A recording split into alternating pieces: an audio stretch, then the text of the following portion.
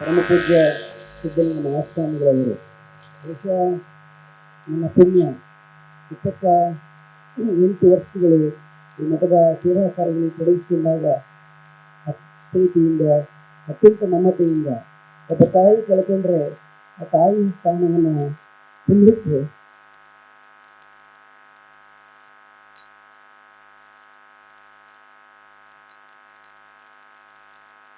ಇರುವಂಥ ಒಂದು ಜೀವ ಅಂತ ಹೇಳಿದ್ರೆ ಅದು ನಮ್ಮ ಸಿದ್ಧಲಿಂಗ ಸ್ವಾಮಿ ಅಂತ ಭಾವಿಸಬೇಕಾಗುತ್ತೆ. ಎಲ್ಲ ಸಂದರ್ಭದಲ್ಲೂ ಅವರು ಧೈರ್ಯ ತುಂಬ್ತಾರೆ. ನಾನಿದ್ದೀನಿ ಅನ್ನೋಂಥ ಮಾತನ್ನು ಹೇಳುತ್ತಾರೆ.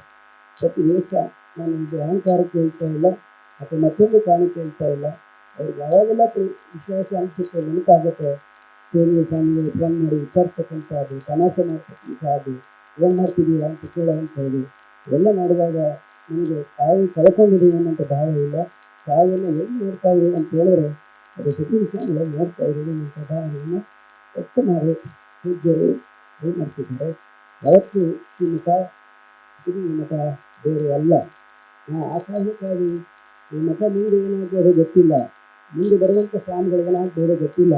ಆದರೆ ಈ ಮಠ ಸಿದ್ಧಲಿಂಗ ಮಠ 3 ತಲೆಮಾರಿನ ಕೃತಜ್ಞತೆ ಸಿದ್ಧಲಿಂಗ ಮಠದ ಋಣ ಈ ಮಠದ ಮೇಲೆ ಇದೆ, ನಮ್ಮ ಪೂರ್ವಾಶ್ರಮದ ಕುಟುಂಬದ ಮೇಲೆ ಇದೆ ಅನ್ನೋಂಥದ್ದನ್ನು ಆಲೋಚನೆ ಮಾಡಿ ಇಲ್ಲಿ ನಾವು ಪರಿವರ್ತನೆ ಮಾಡಿದಂಥ ಭೂಮಿಯನ್ನು ನಿರಂತರವಾಗಿ ಶತಮಾನಗಳ ಕಾಲ ಸಿದ್ಧಲಿಂಗಿಗೂ ಒಂದು ಪವಿತ್ರವಾದಂತಹ ಸಂಬಂಧ ಉಳಿಸ್ಕೊಂಡು ಹೋಗಬೇಕು ಅನ್ನುವಂತಹ ಕಾರಣಕ್ಕಾಗಿ ಮುಂದೆ ಬರುವಂಥ ಮರಿಗಳು, ಮುಂದೆ ಬರುವಂಥ ಸ್ವಾಮಿಗಳು ಯಾವ ರೀತಿ ಗೊತ್ತಿಲ್ಲ ಅನ್ನೋದನ್ನು ಆಲೋಚನೆ ಮಾಡಿ ಮಠದ ಸಂಬಂಧ ನಿರಂತರವಾಗಿ ಉಳಿಸ್ಕೊಳ್ಬೇಕು ಅಂತ ಹೇಳಿ ಅವರು ಕೊಟ್ಟಂಥ ಭಿಕ್ಷೆಯನ್ನು ಮತ್ತೆ ಸಿದ್ಧಲಿಂಗ ಕೊಡುವಂಥ ಕೆಲಸವನ್ನು ಮಾಡಿದ್ದೇವೆ ಅನ್ನುವಂಥ ಅತ್ಯಂತ ಕೃತಜ್ಞತೆಯ ಮಾತುಗಳ ಸಂದರ್ಭ ಮೂಲಕ ಪೂಜ್ಯ ಸಿದ್ಧಲಿಂಗ ಮಹಾಸ್ವಾಮಿಗಳವರ ಪವಿತ್ರ ಚರಣಗಳಲ್ಲಿ ಅನಂತ ನಮನಗಳನ್ನು ಸಮರ್ಪಣೆ ಮಾಡಿ ಸಮಾರಂಭದಲ್ಲಿ ಭಾಗಿಯಾಗಿರುವ ಎಲ್ಲ ಪೂಜ್ಯರು ಅತ್ಯಂತ ಪ್ರೀತಿಯಿಂದ ಆಗಮಿಸಿದ್ದಾರೆ.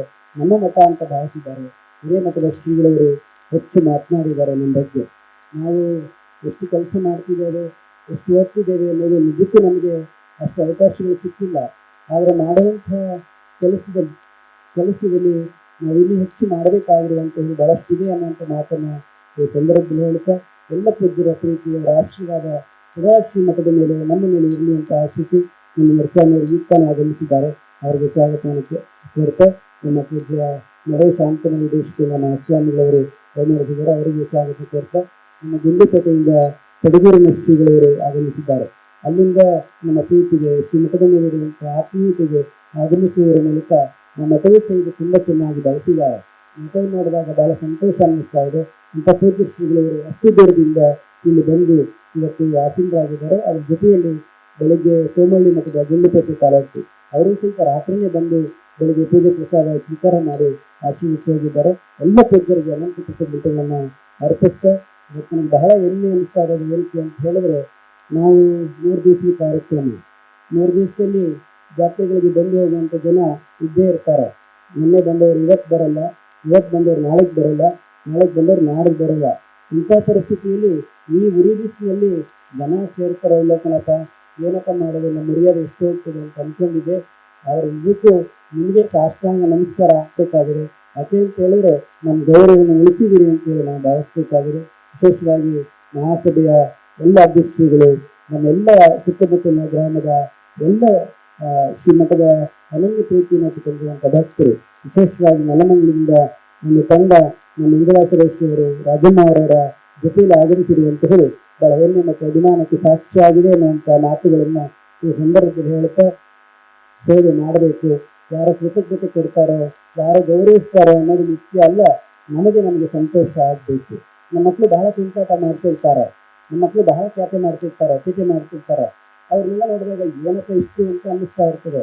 ಆದರೆ ಇಲ್ಲಿ ಬಸವಣ್ಣ ಮಾತಾಡಿಸ್ತಾ ಇದ್ದೀವಿ, ನಮ್ಮ ಮಕ್ಕಳು ಕಲ್ತಿದ್ದನ್ನು ಹೇಳುವಾಗ ಅವ್ರ ಪ್ರೀತಿ ಆಗಲಿ, ಅವ್ರ ಕರ್ತೃತ್ವ ಆಗಲಿ ಯಾವುದೂ ನೆನಪು ಬರಲಿಲ್ಲ. ನಮ್ಮ ಜೀವ ಧನ್ಯ ಆಯಿತು. ಇಂಥ ಮಗು ಇಷ್ಟು ಚೆನ್ನಾಗಿ ಆಡ್ತಾ ಇದೆಯಲ್ಲ ಅಂತ ಅನಿಸ್ಕೊಂಡ್ರೆ ಅದಕ್ಕಿಂತ ದೊಡ್ಡ ಸಂತೋಷ ಮತ್ತೊಂದಿಲ್ಲ ಅನ್ನೋದನ್ನು ಯಾವತ್ತು ಹೃದಯದಲ್ಲಿ ತುಂಬಿಕೊಂಡಂತಹ ಕಾರಣಕ್ಕಾಗಿ ಸಿದ್ಧಲಿಂಗ ಶ್ರೀಗಳವರು 10,000 ಮಕ್ಕಳಿಗೆ ಊಟ ಹಾಕಲಿಕ್ಕೆ ಸಾಧ್ಯ ಆಯಿತು ಅನ್ನೋದನ್ನು ನೆನಪಿಟ್ಕೊಳ್ಬೇಕಾಗಿರುವಂಥ ಒಂದು ಕಾಲಘಟ್ಟದಲ್ಲಿ ಹೇಳಬೇಕೋ ಬೇಡ ಗೊತ್ತಿಲ್ಲ. ಕರೆಂಟ್ ಹೋದ ತಕ್ಷಣ ಬುದ್ಧಿಯವರಿಗೆ ಮುದ್ದೆ ನೋಡುವಂತಹ ಕಾಲಘಟ್ಟ ಇತ್ತು. ಬುದ್ಧಿಯವರಿಗೆ ಮುದ್ದೆ ಊಟ ಹಾಕಿದಂಥ ಗುರುಗಳಿಗೆ ಮುದ್ದೆ ನೋಡುವಂಥ ಕಾಲಘಟ್ಟ ಇತ್ತು. ಆದರೆ ಪೂಜ್ಯರು ಯೋಚನೆ ಮಾಡಿದ್ರು, ಹೊಡೆದವರು ಯಾರು ಬೇರೆ ಅಲ್ಲ, ನನ್ನ ಮಕ್ಕಳು ಅಂತ ಹೇಳಿ ಅವ್ರು ಇನ್ನೂ ಹೆಚ್ಚು ಸೇವೆ ಮಾಡಲಿಕ್ಕೆ ಪ್ರಾರಂಭ ಮಾಡಿದ್ರು. ಯಾವತ್ತು ಸಕಾರಾತ್ಮಕವಾಗಿ ಸಮಾಜವನ್ನು ಕೆಲಸ ಮಾಡಿದಾಗ ಅವರ ಯಶಸ್ಸು ಎಲ್ಲಿಗೋಯ್ತು ಅಂತ ಹೇಳಿದ್ರೆ ಇವತ್ತು ನಡೆದಾಡುವ ದೇವರಾಗಿ ಉಳಿಕೊಂಡ್ರು ಅನ್ನುವಂಥ ಮಾತನ್ನು ಈ ಸಂದರ್ಭದಲ್ಲಿ ಅಂತ ನೀವೆಲ್ಲರೂ ಎಷ್ಟು ಶಾಂತವಾಗಿ ಕೂತಿದ್ದೀರಲ್ಲ, ನೀವು ಸಹಿತ ದೇವರ ಸ್ವರೂಪ ಅಂತೇಳಿ ಭಾವಿಸಿ ಎಲ್ಲರಿಗೂ ಸಿಗಬೇಕು ಕೋರಿ ನನ್ನ ಮಾತುಗಳಿಗೆ ವಿರಾಮ ಹೇಳ್ತಾರೆ ಅಂತ.